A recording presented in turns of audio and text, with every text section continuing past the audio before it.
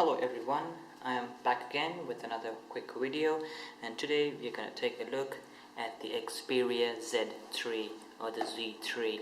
I'm not going to do an unboxing because I've already unboxed the device. So just to give you a quick overview of the device box, you get the IMEI number of the box. This says D6653. This is the LTE variant, and there's no thing here. On this side you have the IMEI number. The boxing seems to be pretty minimalistic with the white Xperia Z3 on the cover, and a quick look at the back. You have the white, the copper, black, and also you get a silver green version, and it says it's a tri-luminous display, 20.7 megapixel camera, 2.5 gigahertz Snapdragon 801, IP65 at 68, so it's higher than the previous Z2. It's a 5.2 inch screen. You've got a high-res audio in this, so it's got the DCHX audio chip in there, which is going to process and bump up the audio bitrate to near high res, and it's Android, digital noise cancelling, and capability of 4K recording.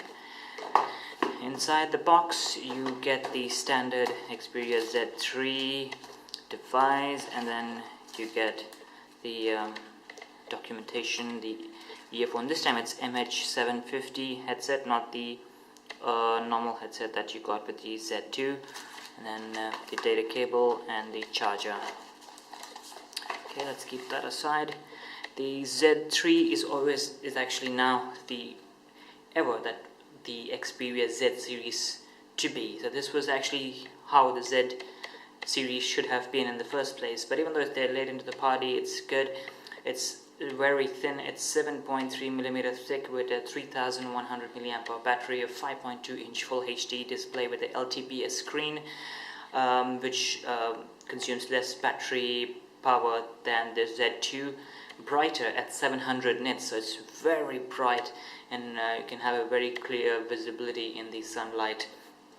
And then the camera has been bumped up as well in terms of the sensor. It's a wider lens than the previous Z2, and it's the usual glass back and front with the metal frame, and this time the metal frame has been rounded off compared to the flat edges on the other one, so it's a bit of slippery if you sometimes try to hold it or try to do anything with one hand. It's of course still not a one-hand device, but it's quite easier to get around the corners of the phone holding it.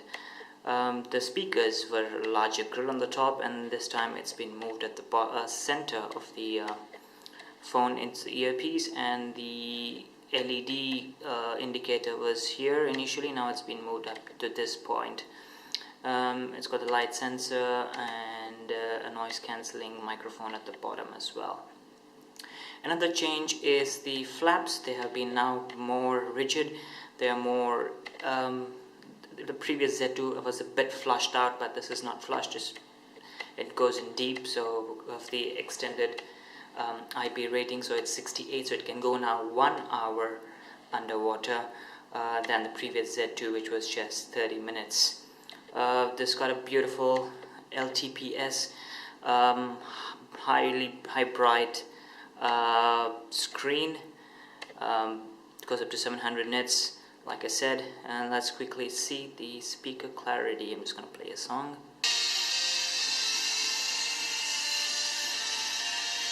Try to bump up the volume a bit. Can get very loud actually.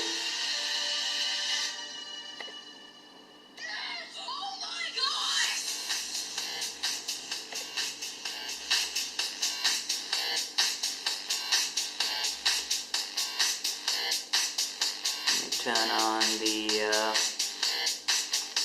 clear audio. It's much better than the Z2 actually. Let me also try to see if I can enable the shoe surround. Probably will be enabled.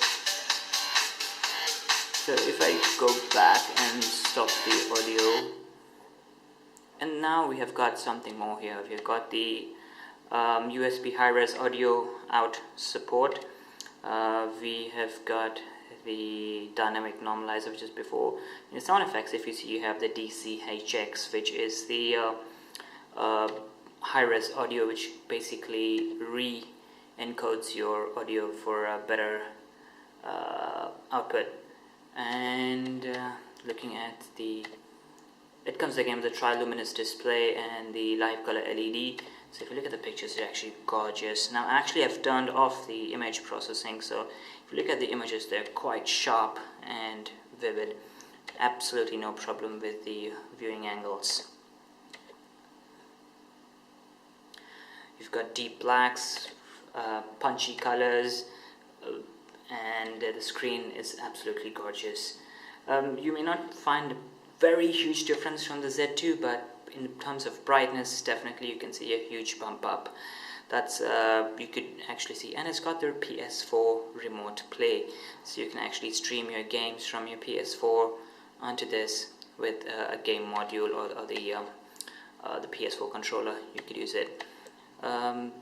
The screen is pretty bright, like I said. In fact, the UI has got a bit of lift up.